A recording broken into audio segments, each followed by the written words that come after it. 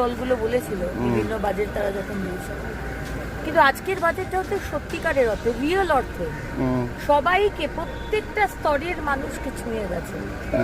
তাদের আশা আকাঙ্ক্ষা, তাদের স্বপ্ন তাদেরকে ছুঁয়ে গেছে। আজকে আশাকর্মী বলুন, আজকে আমাদের কৃষকদের বলুন, আজকে মহিলাদের সুরক্ষা বলুন, আজকে আলু চাষিদের বলুন, প্রত্যেকটা বিষয়।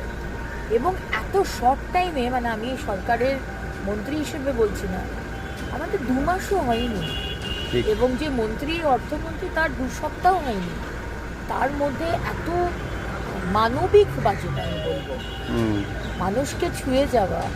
কত টাকা বাড়ানো হচ্ছে কমানো হচ্ছে তা না, সবাইকে ছুঁয়ে গেছে। তাদের সিভিক ভলেন্টিয়ার বলুন,